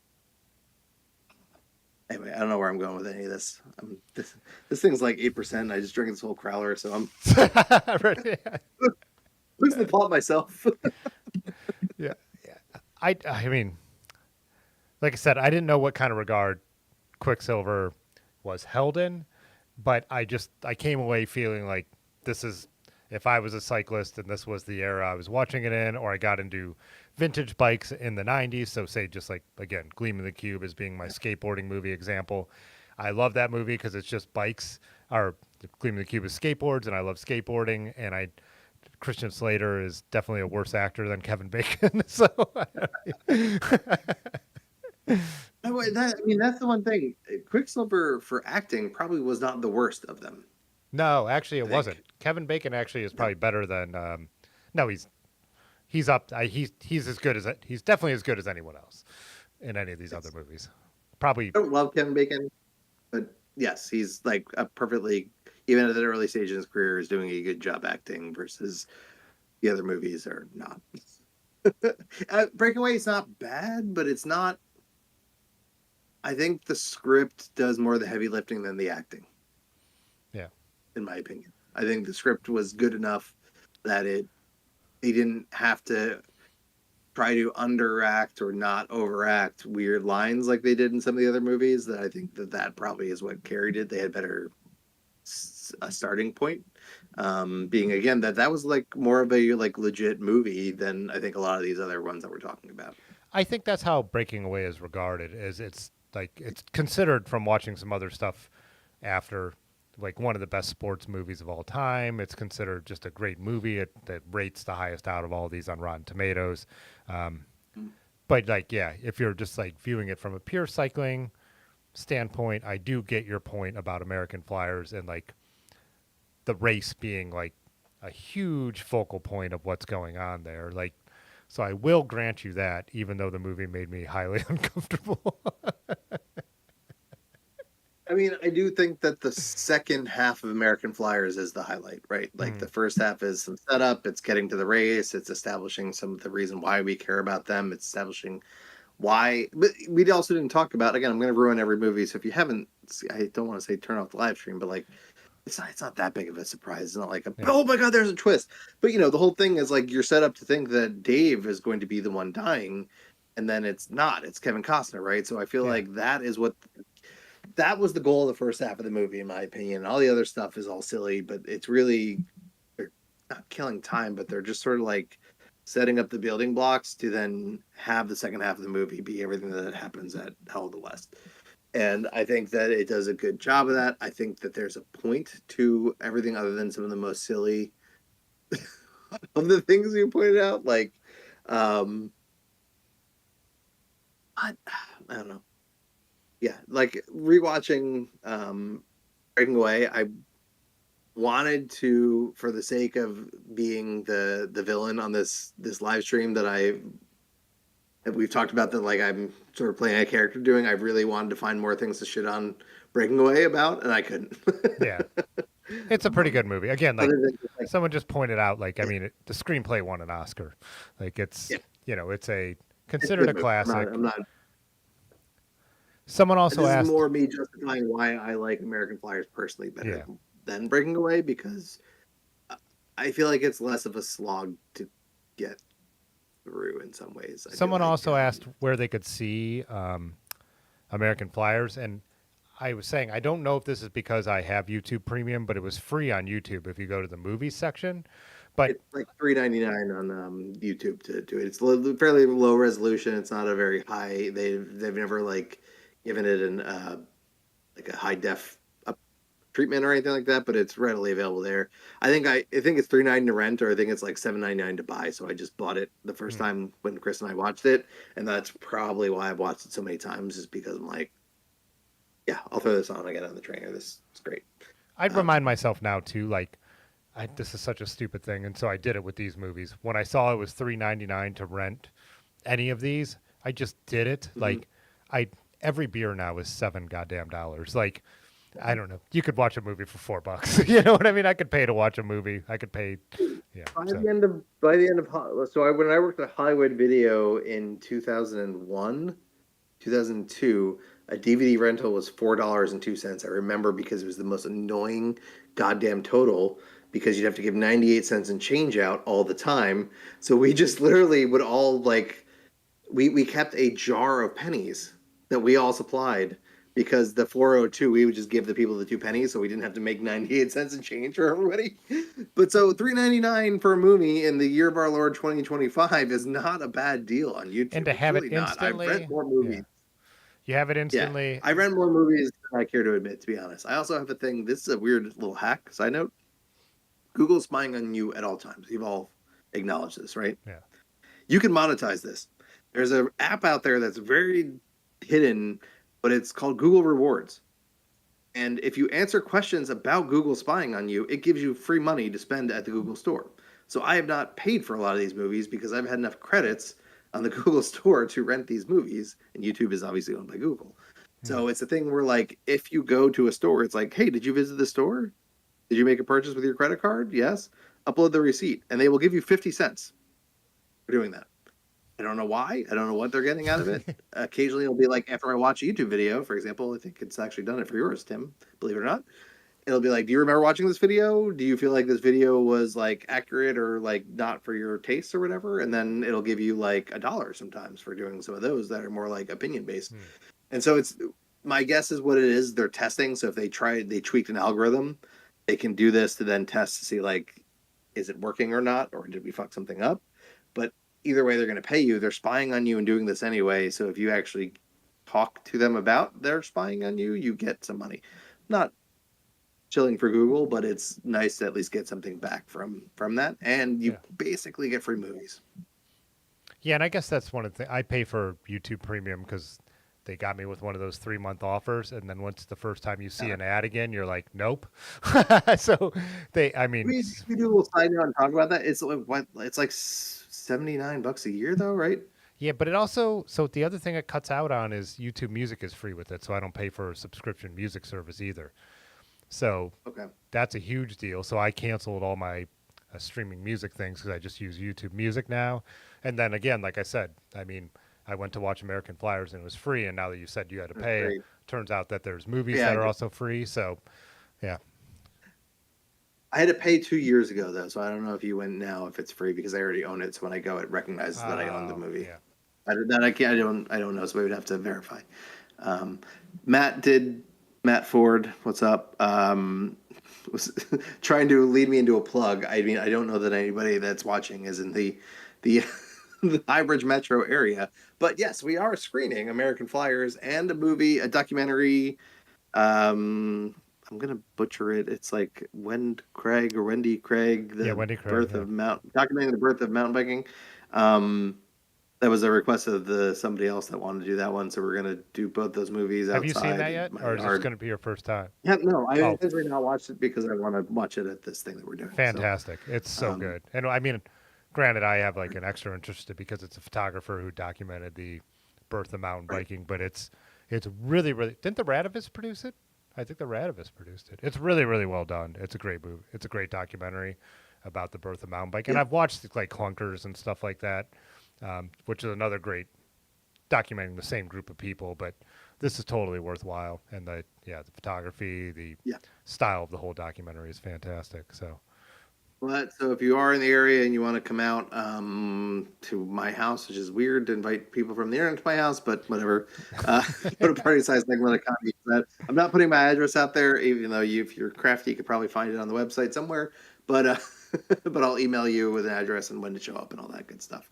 Yeah, we're doing that. So hopefully spread the word of American Flyers as the supreme cycling movie and get some more converts, it'll get be those numbers up. it'll be cool to watch that as a group because I know things that I've watched on my own my whole life, like without even talking, the perspective of a group reaction to stuff will be interesting. So like the stuff I'm saying about what made me feel awkward, it'll be interesting to see if there's noobs there that are like there's audible gasps. That might be a little exaggeration, but like because even when I first like when Star Wars came back into the theater and I saw the first one, like I'd seen it so many times I didn't realize some of those parts were like comedy, and like when the whole theater laughed, like and you were there in that moment, you're like, it had just like a effect on you. So That is a good point because the first time we did watch it was with Chris and we were pretty tuned up and a little high and watching this movie. So like my initial reactions to those things might have been like we're just sitting there goofing around at 4 o'clock in the morning, delirious watching this movie. So my initial like it's wired in my brain, not weird. And just watching some guy pants another guy with my bro on 4 o'clock in the morning. No big deal. if we went and rode bikes right now, I'd pull his pants off. Absolutely. Well, first of all, I think the biggest tell there is why are like I guess bibs. I didn't realize that bibs were not a thing in the 80s. Yeah, everyone's well. Yeah, I guess I do think about like the wool shorts with like the but that's even late for that. Like in the 70s you'll see like just the wool shorts with chamois in them that are not like full bibs, but yeah, I would have thought by 85 they'd be wearing like full bibs, yeah. You can try to pants me, but I got bibs on there, so they ain't going to work. By the way, with the poll, like have you seen American Flyers was yes 38%, no 62, which is actually higher than I would have expected. But that's about what which movie do you prefer? That was almost Yeah. like just within 1%. So I think my Yeah. case stands. I feel like it's underrated only because people haven't seen it. Yeah, or maybe it got more votes because people didn't like breaking away and they don't know how awkward American Flyers is. I mean, there's no reason not to like Breaking Away. It's just it's not as easy. American Flyers is an easy watch. Yeah, in my opinion. I don't think anyone's going to be mad about seeing that movie. Yeah, no. But it's an easy watch. It's not like throwing it on never feels like it's going to be a chore, like heavy or anything like that. There's a couple, like I said, there's a couple serious moments in it, but for the most part, it's pretty lighthearted and it's pretty snappy pacing. Like if they're not riding bikes, they're traveling. You know what I mean? Yeah. With the exception of a few scenes. So I feel like that it keeps the pace moving. Again, sorry to keep shitting on Quicksilver, but that's the problem. Is like there's just these like it's horrible. Someone cut that I don't movie. want to watch this again. They didn't know what they were doing. Interesting fact about Breaking Away is there's going to be like a vocal. Rick here for a Ernest second. subscribed to the channel. But those stone quarries and everything, parts of the city have expanded over them and they've been filled in. So like I think the main swimming hole in Breaking Away is now filled in, but the for years people were recreating the scenes and it became a really big problem. Like people were like flocking to the quarries after this came out, but it's all stone. So people are going and partying, and like some other people had already said that the Little 500 is like a super boozy party weekend. Like people have reportedly died recreating the scenes in the quarries, and so even the ones that remained are all like heavily on private property and fenced off, and I guess kids still sneak in from time to time. But for a number of years, it became a real issue. If you never swam in a quarry, it's not like a pool, right? Like there was at the camp I used to go to when I was a kid.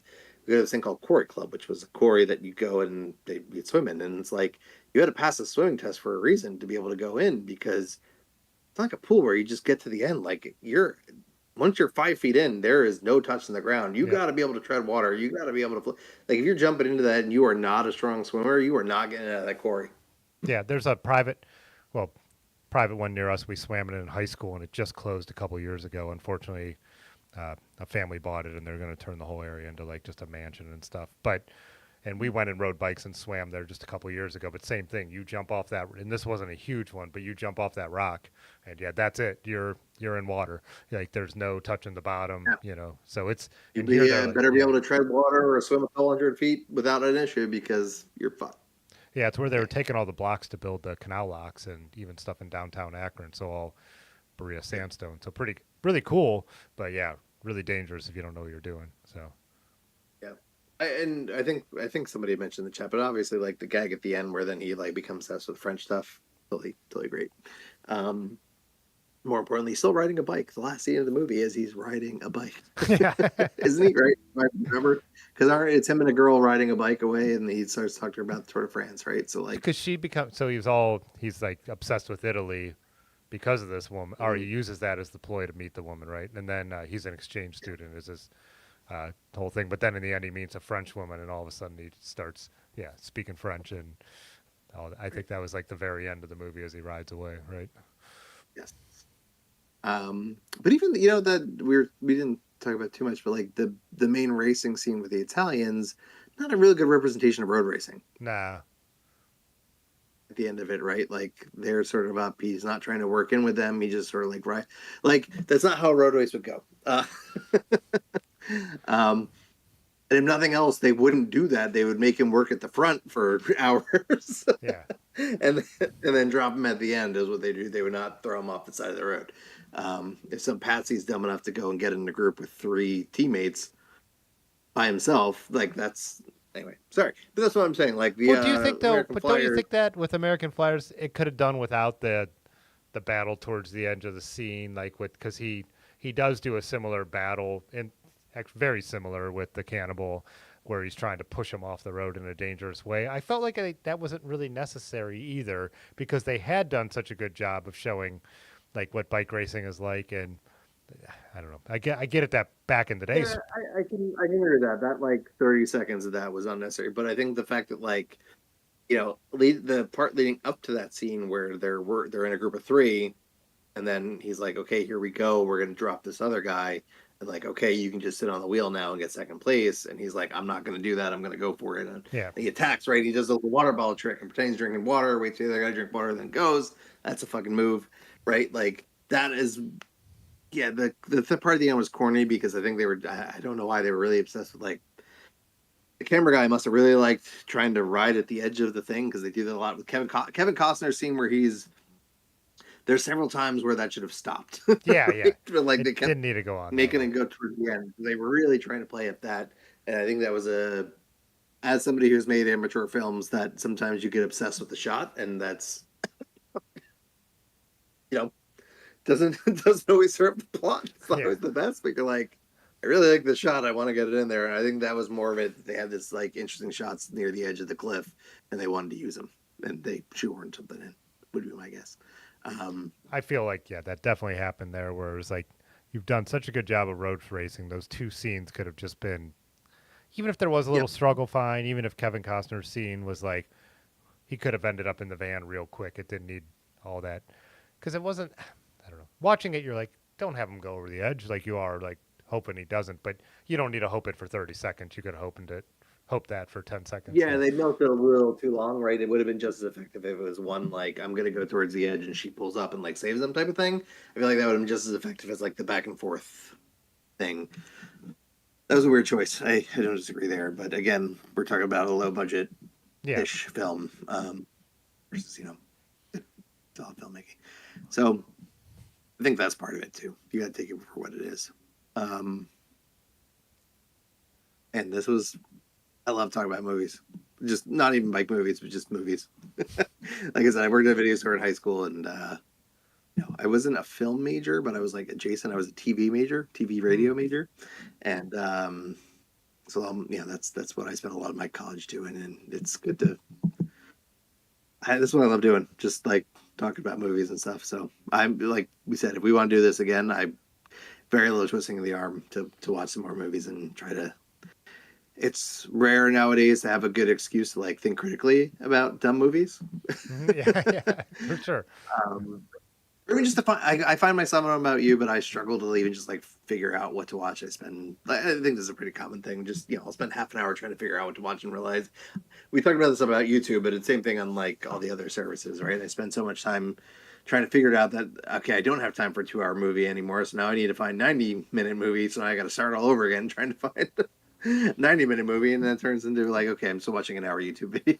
Yeah, no, I'm like the same thing. If I sit down for lunch, I'm like, if I don't pick something real quick, I'm going to be getting up and starting to work again. So I need to like just settle on something. But yeah, so it was cool to like be Have a motivated. thing. Good. It was cool to be motivated to watch a couple bike movies to have that because again, doing this, like people always talk about stuff, they bring it up in comments. So now I have those two movies, no matter what I thought of them in my, in the brain. So it'd be fun to like, yeah, pick five more and like do it again for sure. For sure. I think this rubric, other than the coolness of the family, just because I noticed that so many of these had family involved in them, but I think we can eliminate that. Yeah. And the two they ride bikes at the end was very specific. So I'd be also curious if in the comments, if you wanted, what other criteria we should judge these movies on, I think would be interesting to hear from the crowd as Yeah. well. Because I just threw this together like while I was on a conference call at work today. I think I should do the same To try to, I should do the same thing next time too. Or I mean, it's fine to have you do it and I could just comment on it as well, but it'd be interesting to both make points and or then do it be like, live. You can do that yeah, too. If we eliminated two of these, I feel like that would be in the humor. Not all those documentaries are not going to be humor. It's not going to be yeah. a thing. All these movies were to some degree trying to be funny, right? So we could probably get it to like 4 categories and just do it off of that. And I think if we did 4 movies, we could probably just do it together and kind of come to a consensus. Yeah. Especially if we kind of done the work on by ourselves on the side and then like come to some sort of mutual agreement on like what the rating is live. Cool. Yeah. I'd be interested in that. I thought of inviting myself on to do this again, but Yeah. Hey. Yeah. Do you think you could also cool. rate bike chasing scenes in non-bike movies? Yeah, that's a little harder because that you're opening it up to such a broad spectrum of movies that we might not have necessarily both seen. And I don't know if I want to go watch a random movie because it might have a 30-second bike chase scene in it. But I guess I could also just go watch that scene on YouTube or something. So Yeah. I mean, I wouldn't throw anything out the door, but I feel like there's enough other bike movies and documentaries and stuff before that would become I feel like there's enough other stuff that we could do before that. oh, the other thing I think we could do is, and this just makes total sense, is announce the movies we're going to be talking about a few weeks out. So we could post that in the Discord, and I could post that as a YouTube Yeah, that'd be post. cool. Everybody could. So anyone who wants to jump in the chat, like a book club. It's like a movie. They have the chance to go watch the movies if they haven't seen them. So Yeah. So real quick, I want to address one of the comments. Naptown Chris. Also, Dave is a kid fresh out of high school. He wouldn't be good at high level road racing tactics yet. He wasn't. I think was I think the scene of like the treadmill scene was to show that even though he was inexperienced, he had like the cardio and the desire, like the mental toughness to like push through. And also Kevin Costner was coaching him what to do. Like the whole thing of like going and playing the patsy out front, that was Kevin Costner's move that Muzzin taught him, if you recall. I taught you that move. yeah, So no, I think that was part of the crux of the movie was that Dave wasn't this expert tactician, that he was very much a novice. So it was that like he's racing against established professional road riders, and that's what created this sort of David versus Goliath story, which made the payoff work. So I disagree with you there. and they had That established was a earlier in the movie with the testing scene, and Kevin Costner reiterated, which was a smart thing to do, that he had tested off the charts. So you weren't as like, this kid doesn't know road racing, and he's just a Yeah, kid. it was more believable because he had the raw talent to do it. He just didn't know what he was doing. That's where Kevin Costner's the older brother part does work, I think, because it comes in, he teaches him the tactics to get the win. Somebody, I thought somewhere also was like, oh, well, UCI rules would say if he crashed in the last whatever, he would have gotten the same time anyway. But that would not have worked. This is not in the chat. This is in just like another Oh, okay. movie blog thing that I saw. That's, yeah, made for general classification, but for a number of people cut off, that would not have applied. That's This wasn't another UCI criticism ruled of the movie race, that yeah. wasn't. And those the rules didn't exist back And then who knows either. what the rules were in the 80s? That's a They rule weren't. now They didn't exist. in modern road racing. I don't That's know what that modern. was then. That's very modern, and they've changed them a number of times in recent years too. They even Yeah, extended it because to they pushed it 5K. back out a couple years ago, right? They Because it extended it to used to be 5K 3K for and I this think they tour. pushed Yeah, it to was 5. 3K. So, yeah, those are all very modern rules. Those wouldn't have applied though to the format of the course. Anyways, like there was the Hammer series a couple years ago where that stuff wouldn't have applied because it was a format of points and all that. So, yeah, and points also Yep. points classification. It doesn't apply for the green jersey and the Tour de France or anything. So, yeah, Well, that's it was a cutoff. It was not a standard yeah. normal stage race, right? There was a thing where they made a point where it's, hey, the top 50 move on. There's a cutoff. It's like almost like a prelim is the first stage to cut down the thing. Somebody said, how about cycling books in the future? You assume we can read? That's very kind of you. I had talked about this. I also think that would just take too much time. Yeah, And we'd take months to prepare for that, which I don't. I have that talked kind of about time that in in the my life right now. Discord, but that would be like a complete that would work with Discord. That's not for YouTube. I don't. I think that's a book club. Feel free to start it there, George. But I think that's a book club. I don't think that's a. Yeah, We could. I do like that. the idea, and I Do do that. read bike books, but it just what doesn't play on YouTube. It's much better for like Discord and stuff like that. Picking a date, especially in the winter. I just don't read as much It in would the be a big summer. ask from the people watching too to assume that they've read these books or put that time in, even if we did, right? Yeah, So I think that's that too would much. be more Just for good idea, YouTube. but different format. Yeah. Yeah. Oh, Naptown was saying Dave from Breaking Away in the scene with the Italians wouldn't have known racing tag. Oh, yeah, maybe. Yeah, that's good. Well, but again, I think they established there that dude was able to ride behind a truck for what he was doing 50 miles an hour at the end of it. Yeah. At the end of that scene, so definitely had the legs to do it. I I get you're criticizing my take that they wouldn't have done it, but what I was saying is the Italians would have had the good sense as established road racers to say, let this kid draft, pull us for as long as he could, and then yeah. ditch him or then throw him off the road or whatever. They would not have done it immediately when he, came up on them or was not, uh, you know, uh, working with them, right? They would have basically said, hey, yeah, kid, you take the front, and had him lead them for 20 miles. And then after he died, left him in the dust. So Yeah. cycling TV shows, I don't think I think there's, like I said, there was an anime series that featured bike racing. I think it was like crit racing or something, or track racing, that I've heard about, but I'm not a big anime person, so I haven't seen it. It's been on my list of things that at some point Yeah, I don't watch check out. I really don't watch television, so I wouldn't even know. But there was Yeah, there was Pacific Blue. There was the adjacent. bike cop movie, Yeah, bike cop TV show in Pacific the Blue. 90s. Pacific Blue. Pacific Blue, I think they were like Venice Beach or Santa Yeah. Monica or something like that. Bike cops. So it's supposed to be like Baywatch on bikes type of thing. Yeah. There was that. I guess It was also on USA, which is where Baywatch was. So it was like trying to capitalize. I think it was Baywatch was the lead into that show. Yeah. I think it had a couple of big names in it, but I don't think I ever really watched it. But I remember it was a thing. That's the only one I can remember. there were definitely Adamushi characters. Puzzle. Yeah, there are definitely characters in TV shows that like were like bike was their identity, but I can't think of besides Pacific Blue, where there was a whole. I mean, yeah. Portlandia had that character. That was the bike guy. That was pretty good.